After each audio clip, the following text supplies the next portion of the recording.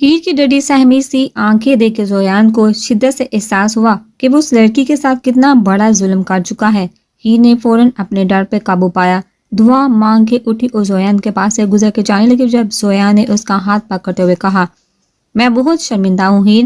زویان کا ایسا کرنا تھا کہ ہیر نے ایک نظر زویان کے ہاتھ میں موجود اپنے ہاتھ کو دیکھا اور ایک زوردار تماچا زویان کے منہ پہ دے مارا۔ تھپڑ اتنا شدید تھا کہ زویان کے چہرے پہ ہیر کی انگلیوں کے نشان چپ چکے تھے۔ آج کے بعد مجھے چھوا تو جان سے مار دوں گی۔ ہیر کے کہنے پہ زویان کے چہرے پہ مسکراہٹ آئی جو ہیر کا خون جلانے کے لیے کافی تھی۔ مجھے پتا ہے تمہاری اس طنزیہ مسکراہٹ کی وجہ، تم نے جو بھی میرے ساتھ نکاح کے نام پہ کیا اس میں میری رضامندی شامل تھی، اس لیے شاید میں سزا بھگت رہی ہوں، اور شاید میرے ساتھ ایسا ہونا تھا کیونکہ جو لڑکیاں اپنے گھر والوں کے بھروسے کو توڑتی ہیں ان کے ساتھ کچھ ایسا ہی ہوتا ہے۔ تم سے جو کرنا تھا میرے ساتھ کر چکے زویان، تمہاری گرل فرینڈ بھی مجھ سے اپنا حصہ برابر کر چکی ہے، تم نے بھی کوئی کسر نہیں چھوڑی مجھ سے بدلہ لینے میں، تو اب کس حق سے تم نے میرا راستہ روکا؟ اب بھی تم میرے نکاح۔ زویان اس سے پہلے اپنی بات مکمل کرتا ہی نے ایک بار پھر اپنا ہاتھ اٹھایا، مگر زویان نے اس کا ہاتھ درمیان میں ہی روک دیا۔ اس بات کو تم جھٹلا نہیں سکتی ہیر۔ ہیر نے جھٹکے سے اپنا ہاتھ چھڑوایا اور کہا، اس پاک رشتے کا نام اپنی زبان سے مت نکالنا، اس نام کا سہارا لے کر تم مجھے میرا سب کچھ چھین چکے ہو زویان۔ اب کیوں میرے پیچھے ہو؟ میں نے تمہیں کچھ کہا؟ تمہیں کوئی الزام دیا؟ کوئی شکوہ کیا تم سے؟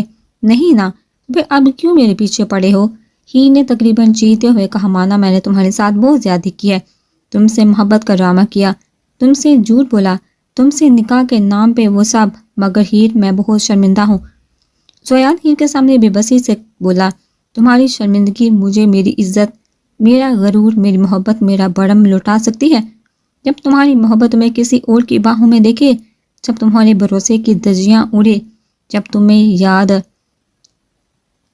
آیا کہ تم نے میرے ساتھ غلط کیا، زیادتی کی، نکاح کی بات کرے ہو نا تم؟ ہیر نے اس کا گریبان پکڑ کے کہا، نہیں مانتی میں اس نکاح کو، سنا تم نے؟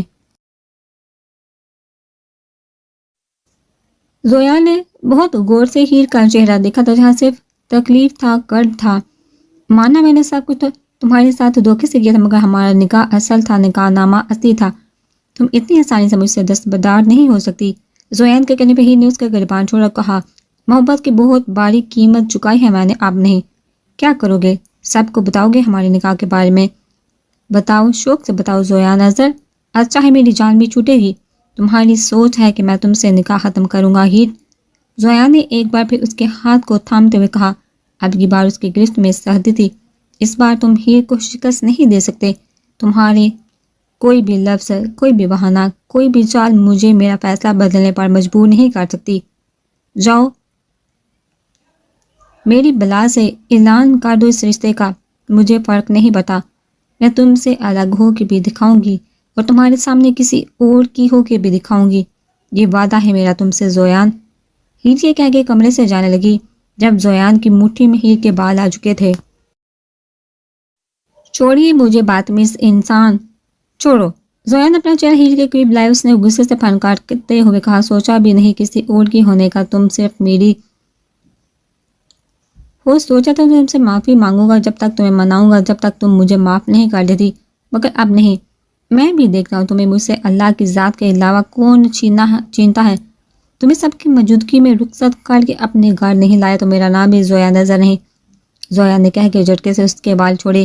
ہیر نے بھی بنا ڈرے اسے کہا، لگاؤ ایری چوٹی کا زور زویان اظہر، تمہارے ساتھ دوبارہ تعلق جوڑنے سے پہلے میں موت کو گلے لگا لوں گی۔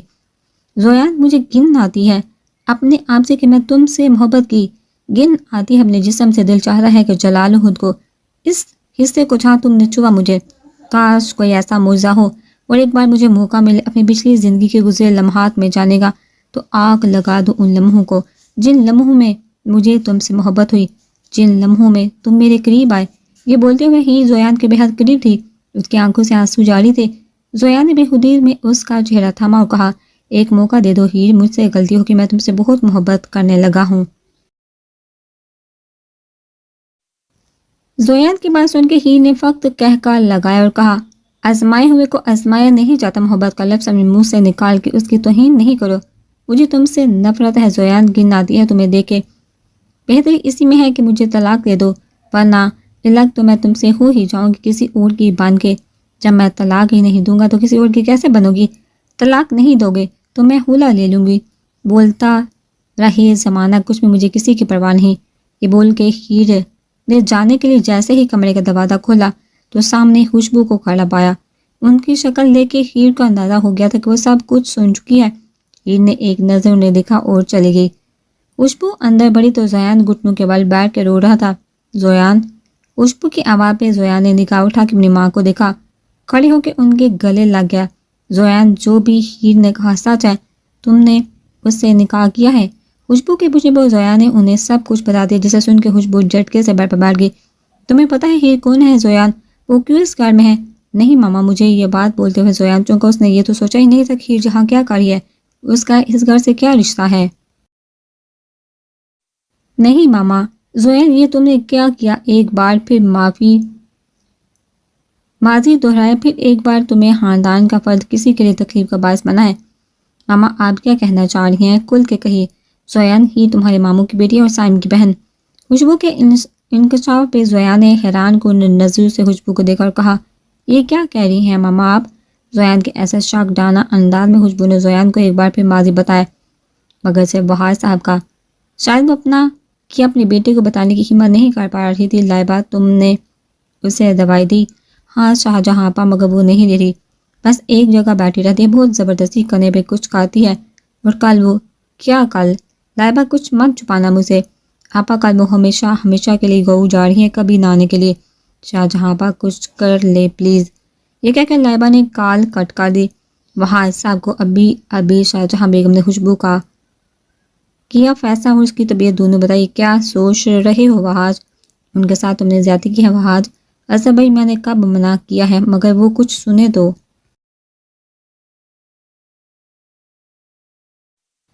اتنی ضدی تو مجھے نہیں لگتی تھی وہ جب مجھ سے ملی تھی۔ 22 سالوں سے جو کسی کے راہ تک رہا ہو، جس نے کسی کو اس کو چھوڑ جانے کی وجہ بھی نہ بتائی ہو، جس نے نکاح کر کے بنا رخصتی کے اس سے اپنا حق مانگ لیا ہو اور پھر انتظار کی سولی پر لٹکا دیا ہو، اس شخص سے کیا تم صبر کی امید رکھتے ہو، معافی کی امید رکھتے ہو؟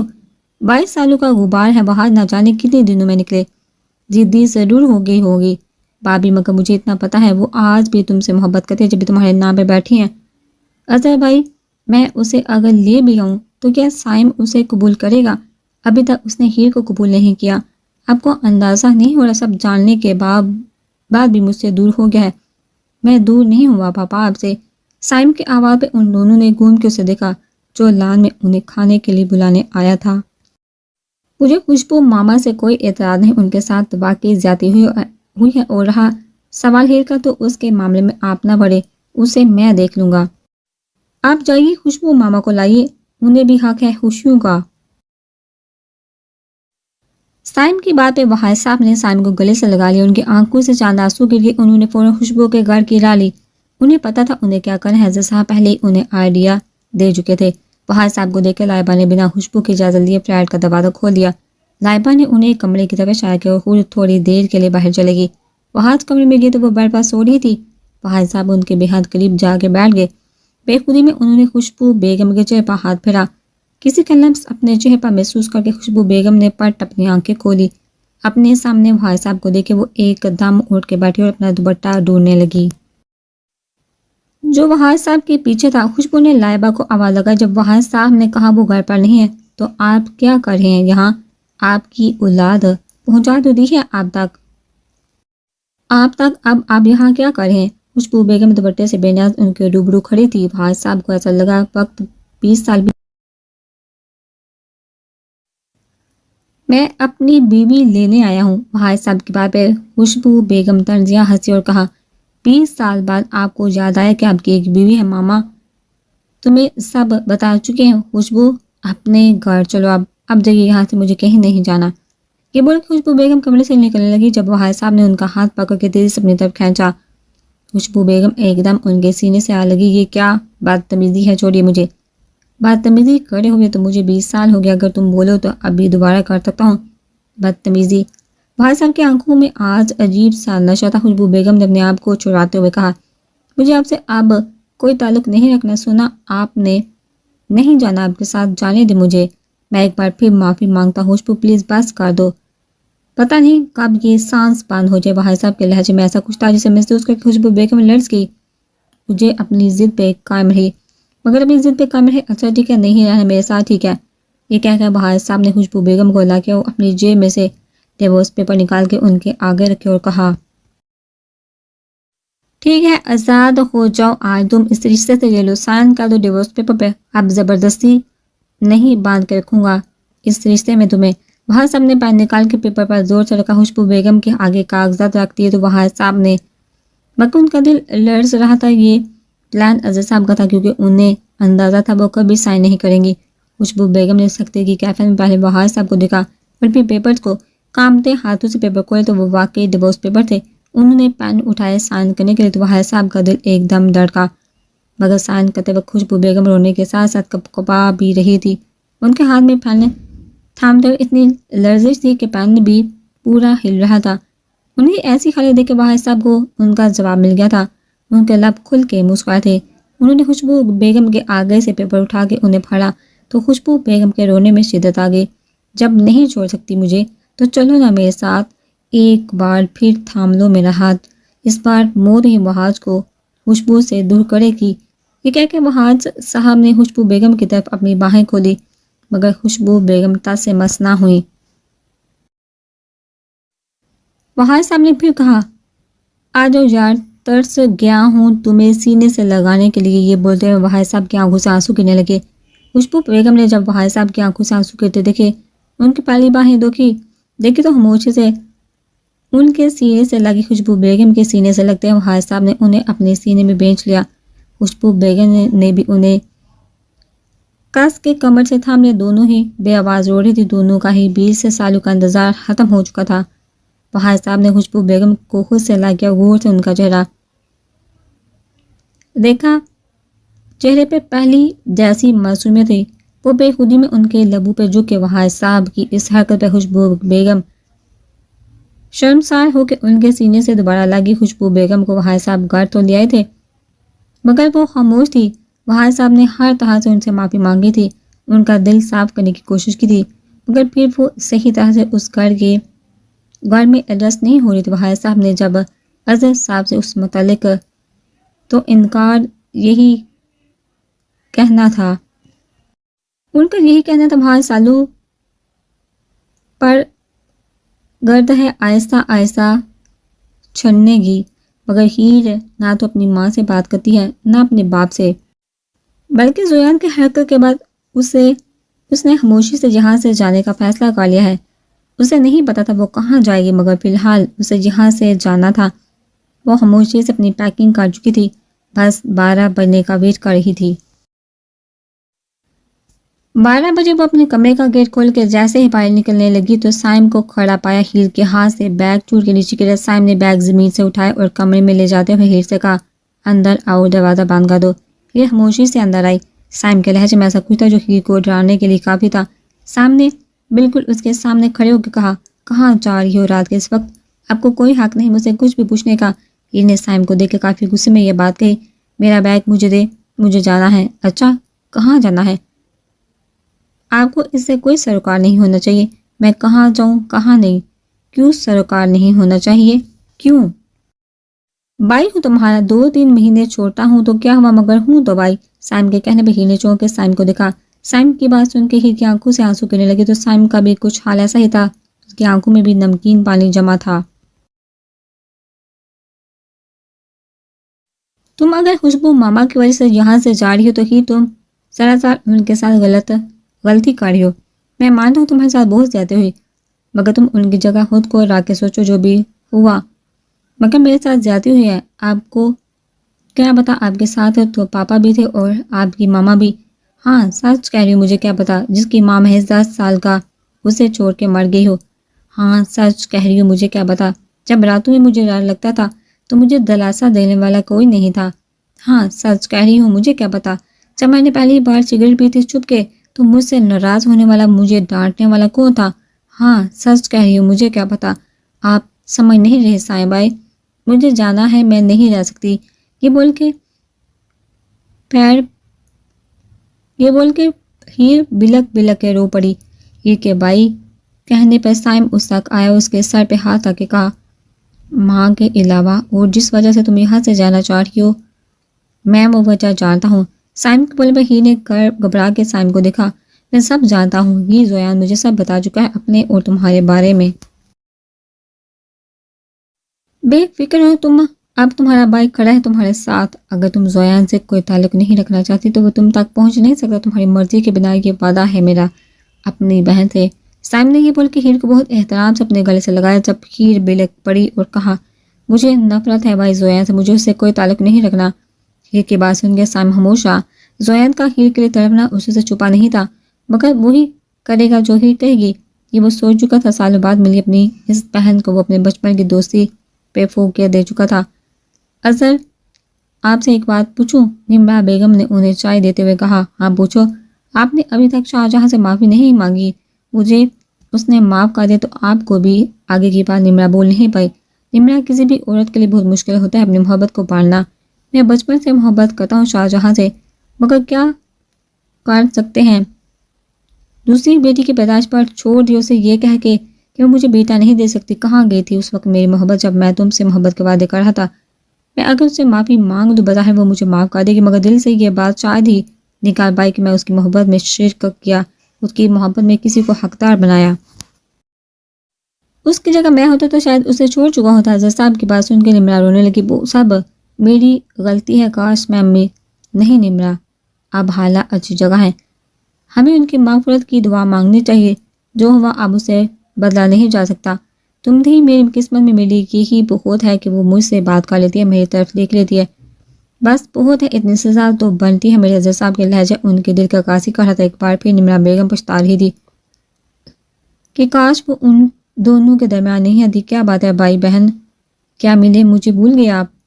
سائم عشاء کی نماز پڑھ کے آئے تو لان میں اسے زویان نے روک لیا۔ سائم نے زویان کی بات پہ مسکرا کے کہا، ایسی بات نہیں، بس تھوڑا مصروف تھا، اگر میں نہیں آیا تم بھی تو نہیں آئے مجھ تک؟ زویان مسکرائے، ہیر کو تو پہچان چکے ہو گے آپ؟ جب پہلی بار اسے موت کے منہ سے بچایا تھا جب بھی پہچان گیا تھا۔ موت کے منہ سے مطلب؟ زویان نے گھبرا کے پوچھا۔ زویان کے پوچھنے میں سائم نے اسے خوشبو بیگم کے فلیٹ والا قصہ سنایا۔ سائم کی بات سن کے زویان چپ ہو گیا۔ جب ایک بار پھر سائم نے کہا، اس کی اس نفرت کا تم اندازہ نہیں لگا سکتے جو وہ تم سے کرتی ہے، مجھ سے اس نے کہا ہے وہ تمہارے ساتھ نہیں رہنا چاہتی،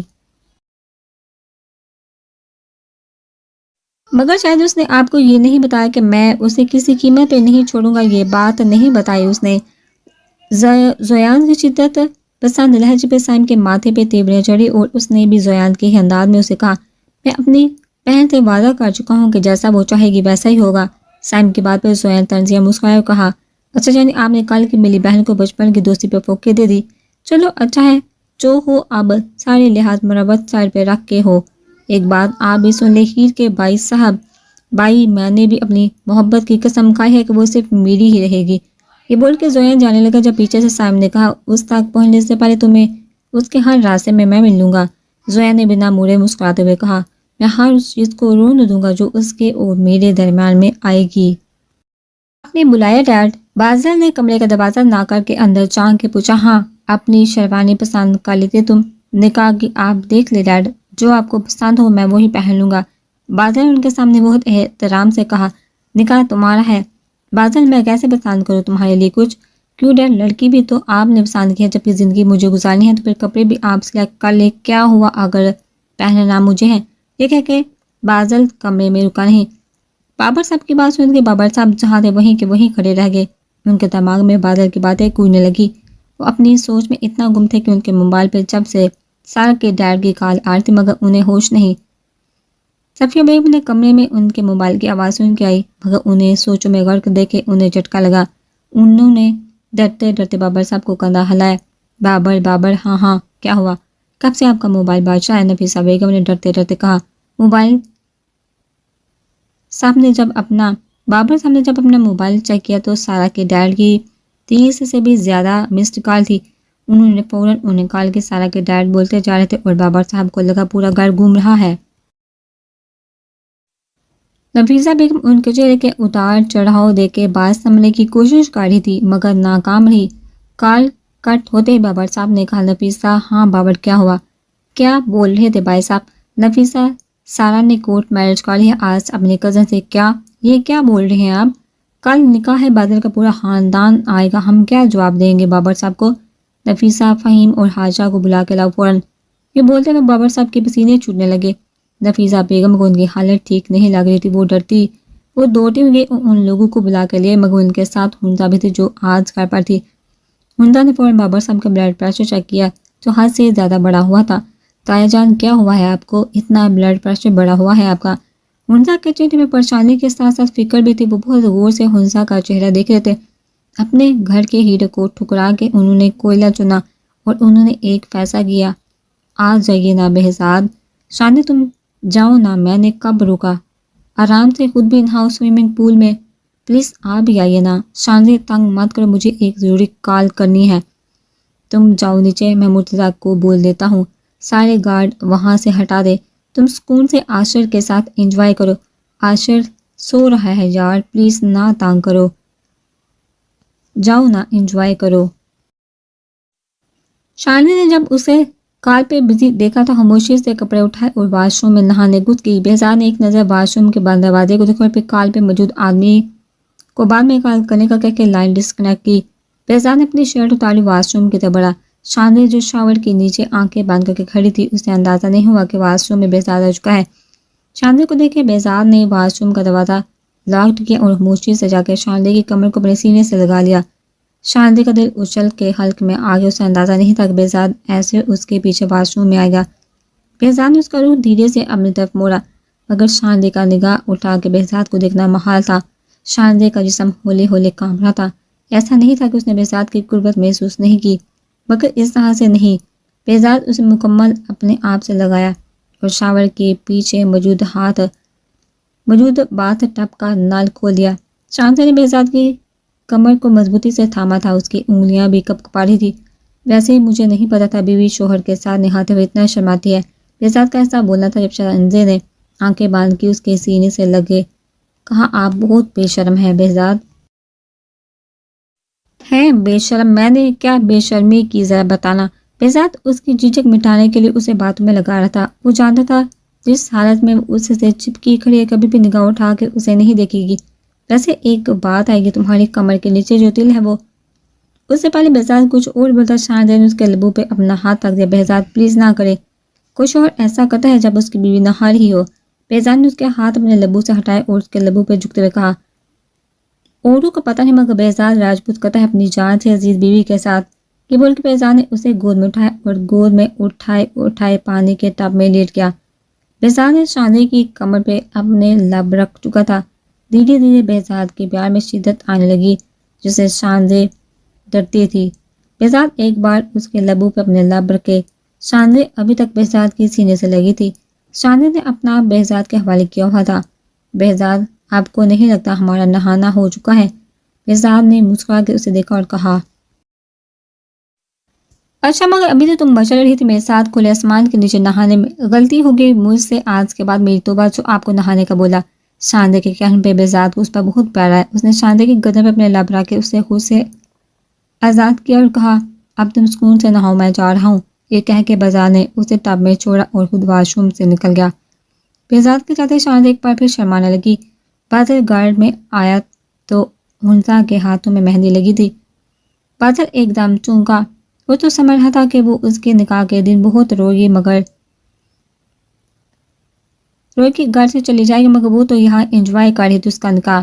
ممتا جو اپنی مہندی سے لبریز ہاتھوں کو سنبھال کے چل رہی تھی، اپنے سامنے بادل کو کھڑا دیکھ کے اسے کوئی خاص فرق نہیں، اور وہ خاموشی سے اپنے کمرے میں چلے گی۔ ہنسا کی اس حرکت پہ بادل کی آنکھیں بھیگنے لگی اور وہ دوڑتا ہوا اپنے کمرے میں پہنچا۔ اس نے غصے میں کمرے کا حشر نشر بگاڑ دیا تھا، مگر یہی اس کی بات نہیں ہوئی۔ اس نے فوراً ہنسا کے کمرے کی لالی، ہاں لگوا لی مہندی، دیکھو۔ ہنسا ہارون سے ویڈیو کال پہ بات کر رہی جب بادل کسی طوفان کی طرح آیا۔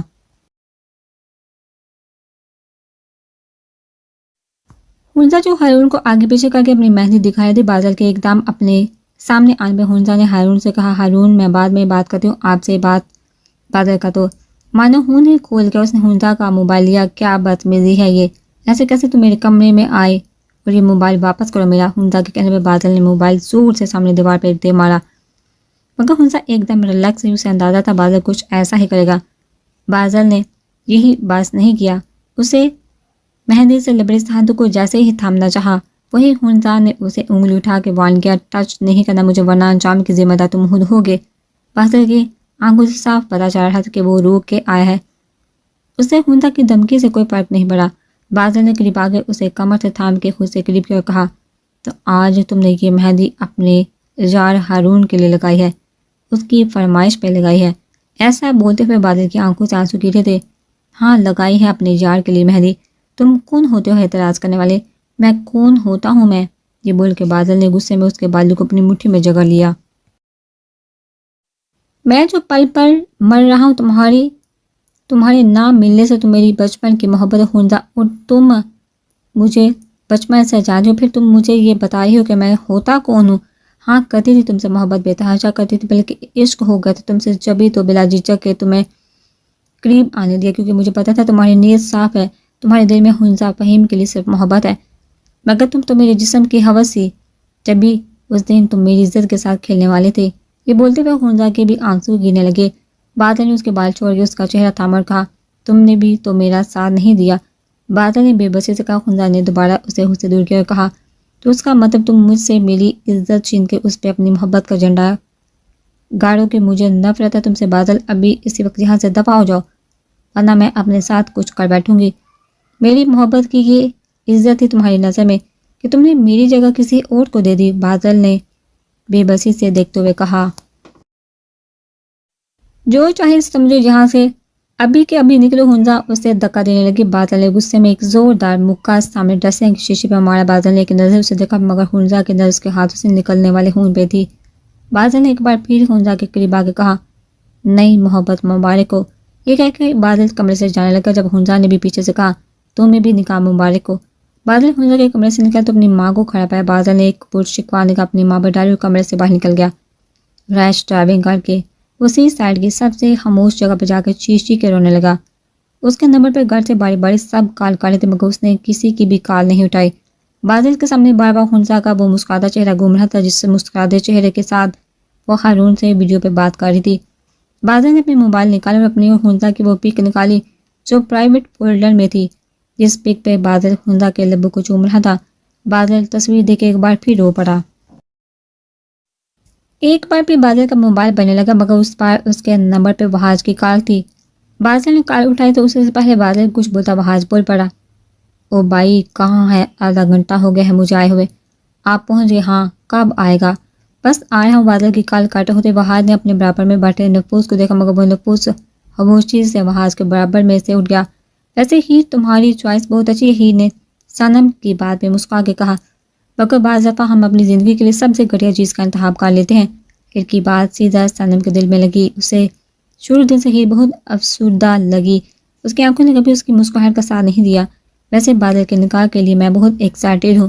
صنم کے کہنے پہ ہیر مسکرائی کہا، ہاں میں تو خیر جا بھی نہیں رہی، مگر سائم بھائی نے زبردستی کہا چلنے کو، تو اسی وجہ سے تھوڑی بہت شاپنگ کرنے آ گئی۔ سائم کا نام سنتے صنم کی آنکھوں میں غصہ بڑھنے لگا، مگر فی الحال اس نے اپنے دل و دماغ سے سائم کا خیال جھٹکا اور کہا، اچھا میں شاندے سے پوچھتا ہوں کہاں تک پہنچے، پھر ایک ساتھ لانچ کرتے ہیں۔ ہاں ٹھیک ہے پوچھ تو، میں جب تک سامنے سٹال سے چوڑیاں لے لوں۔ یہ چوڑیاں لے کر موڑی تو شاندے آ چکی تھی۔ تینوں نے ہائپسٹ سٹار میں بنے فوڈ کورٹ میں لنچ کرنے کا سوچا۔ تینوں اپنا آرڈر دے کر بیٹھی باتیں کر رہی تھی، ہیر کافی گل مل گئی تھی ان دونوں سے۔ شاندے کی سٹوری صنم ہیر کو سنا چکی تھی، اسے بہت اشتیاق ہو رہا تھا پرسنالٹی شاندے سے ملنے کا، پرسنلی بہزاد سے ملنے کا۔ وہ لوگ کھانے میں مگن تھے جب صنم کو کسی نے پکارا۔ صنم اپنے نام کی پکار پہ جب صنم نے پلٹ کر دیکھا تو نہال کھڑا تھا۔ ارے آپ! صنم نے بھی مسکرا کے نہال سے کہا، آپ تو عید کا چاند ہو گئے، نہ کال کی نہ کوئی بات۔ نہال کے شکوے پہ صنم مسکرا کہا، ایکچولی آپ کا کال مجھ سے مس ہو گیا تھا۔ شاندے اور ہیر دونوں بہت اشتیاق سے ان دونوں کو دیکھ رہی تھی۔ ایک دم نہال کی نظر ہیر اور شاندے پر پڑی تو وہ ایک دم چپ ہوا۔ نہال کے چپ ہوتے ہی صنم کی نظر نہال پر پڑی جو ہیر اور شاندے کو دیکھ رہا تھا۔ اوہ آئی ایم سو سوری، میں تعارف کروانا بھول گئی، یہ ہیر اور یہ شاندے دونوں میری بیسٹ فرینڈ اور کزن بھی ہے۔ السلام علیکم، خوشی ہوئی آپ سے مل کے، ہمیں بھی ان دونوں نے ایک ساتھ کہا۔ نہال تھوڑی دیر ان لوگوں کے ساتھ بیٹھا اور پھر وہاں سے چلا گیا، مگر سنم کو اپنا نمبر دینا نہیں بھولا۔ ہیر کا موڈ آج بہت اچھا تھا، اسے سنم اور شاندے کے ساتھ ٹائم گزار کے کافی اچھا لگا تھا۔ وہ اپنے سائم کے لیے اچھی سی کافی بنا رہی تھی جب زویان کچن میں پانی پینے آیا اور ہیر کو دیکھ کے اس کا موڈ بھی خوشگوار ہو گیا۔ لائٹ پرپل اور وائٹ کلر کے سادے سے سوٹ میں اپنے بالوں کو فولڈ کر کے ہلکا سا کیچو لگا وہ مغل انداز میں کافی بنا رہی تھی، ہلکا ہلکا مسکرا بھی رہی تھی۔ زویان کا دل کی شدت سے اسے اپنے سینے سے لگانے کا، مگر فی الحال اس نے اپنی اس خواہش کو سائڈ پہ کیا اور بنا آواز کے ہیر کے پیچھے جا کے کھڑا ہو گیا۔ ہیر جو اتنی مگن انداز میں کافی مگو میں نکال رہی تھی کہ اسے پتہ ہی نہیں چلا کہ کب زویان اس کے پیچھے آ کے کھڑا ہوا۔ زویان نے بہت آرام سے جھکے اچانک ہیر کی گال کو چوما۔ ہیر اس آفات پہ ایک دم بکھلائی تھی۔ زویان کو اپنے سامنے مسکراتا دیکھ ہیر کا دل کیا یہ گرم گرم کافی اس کے منہ پہ پھینک دے۔ یہ کیا بےہودگی ہے؟ ہیر نے دانت پیس کے کہا۔ پھر سے بےہودگی نہیں پیار کہتے ہیں۔ زویان نے مسکراتے ہوئے کہا، ویسے ایک کپ مجھے بھی بنا دو کافی۔ ہیر اسے مکمل اگنور کر کے کافی کے مگ ٹرے میں رکھنے لگی۔ زویان دیکھ رہا تو اس کے گال ایک دم ریڈ ہو رہے تھے۔ اس سے پہلے زویان اور کچھ کہتا ایک دم سائم نے کہا، ہیر جی بھائی۔ سائم کی آواز سن کے ہیر کو تھوڑا ہوسا ہوا، کوئی مسئلہ؟ ہاں مسئلہ ہے، نہ مسئلہ فلسطین، مسئلہ کشمیر۔ زویان کے جملے پہ سائم نے بہت غور کے زویان کو دیکھا اور کہا، مسئلہ نپٹانے میں بہت ماہر ہو زویان بھائی، میں جا رہی ہوں۔ کافی پی دے، فالتو لوگوں کے منہ نہ لگے۔ ہیر کے کہنے پہ سائم نے غور کے زویان کو دیکھا اور اس کے پیچھے چل دیا۔ اس سارے کا تو کچھ کرنا پڑے گا۔ اچھا حادثہ اپنی بیوی کو کس کرنے والا تھا؟ میں کس تو میں آج لے کر رہوں گا۔ بادل بلاج کے سامنے سے فروغ جا رہا تھا۔ ارے یار بادل بس کرو، مرد ہو کے اتنا رو رہے ہو۔ بہت کی بات میں بادل کو پتنگے لگے اور اس نے تقریباً غصے میں کہا، بھائی محبت جب رلانے پہ آتی ہے مرد عورت نہیں دیکھتی، اور کہاں کا اصول ہے یہ کہ رونے کا حق صرف عورت کو ہے۔ اچھا اب بتاؤ کیا کیا ہے؟ بلا نے اسے جانتی نظر سے دیکھتے ہوئے پوچھا۔ کچھ نہیں بھائی، میں نے سوچا ہے نکاح کے بعد میں یہاں سے چلا جاؤں گا، مجھ میں اتنی ہمت نہیں اسے کسی اور کے ساتھ دیکھوں۔ اتنی ہمت ہے کہ اس کی جگہ کسی اور کو دو۔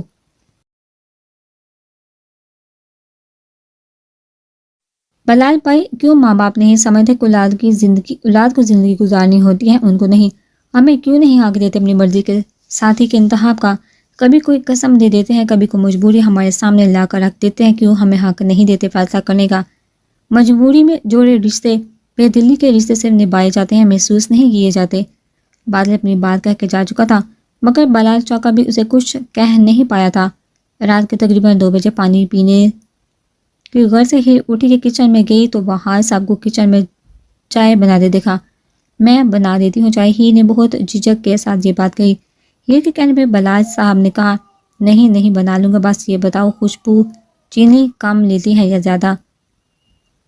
اس وقت چائے نہیں پیتی ہیر کو کافی حیرانگی ہوئی، وہ اصل میں اس کی طبیعت ٹھیک نہیں ہے، پوری رات جاگ کے اس کے سر میں درد رہنے لگا ہے، ابھی بھی جاگ رہی ہے اور رو جا رہی ہے۔ بھائی صاحب کے بولتے ہی ہیر رونے لگی۔ بھائی صاحب جانتے تھے کہ وہ بھی خوشبو کے بغیر نہیں رہ سکتی، بس غصے میں اس سے دوری بنائے ہوئے ہیں۔ اس کا غصہ اپنی جگہ صحیح تھا، اس کے ساتھ غلط ہوا تھا۔ یہ زیادہ کچھ نہیں کہوں گا، شاید زیادہ کہنے کا حق میرے پاس نہیں، مگر اتنا ضرور کہوں گا، اس نے پہلے بہت کچھ برداشت کرا ہے تم سے۔ اگر اپنا اور تمہارا رشتہ چھپائے تو صرف اس جیسے کہ کہیں تم اسے چھوڑ کے میرے پاس نہ آ جاؤ، ورنہ کسی ماں کے لیے کسی اذیت سے کم نہیں ہوتا بلحمد جب وہ اپنی اولاد سے اس کو اپنا رشتہ چھپائے، اور اگر کوئی عورت ایسا کرتی ہے تو وہ مجبوری کی انتہا پہ ہوتی ہے۔ بھائی صاحب کی باتوں سے ہیر اور زیادہ رونے لگی۔ جب بھائی صاحب نے آگے بڑھ کے اپنی بیٹی کو گلے سے لگا لیا، وہ جو باپ کی اغوئی سے محروم تھی ان کے گلے لگتے بلک بلک کے رونے لگی۔ بھائی صاحب کی آنکھوں سے بھی آنسو جا رہی تھے۔ آئی ایم سو سوری بیٹا، مجھے معاف کر دو، اگر اس وقت میں مجبور نہ ہوتا تو آج معاملات کچھ اور ہوتے۔ پھر ان سے الگ ہوئے کہا، میرے ساتھ بہت غلط ہوا تھا، مگر اللہ نے مجھے اس کے بدلے بہت سارے رشتے بھی تو لوٹا دیے، اب میں ناشکری کروں گی تو اللہ ناراض ہوگا۔ وہ جب کسی سے کوئی شکایت نہیں ہے پاپا۔ ہیر کے پاپا کہنے پر بھائی صاحب نے آگے بڑھ کے بہتی آنکھوں کے ساتھ ہیر کی پیشانی کو چوم لیا۔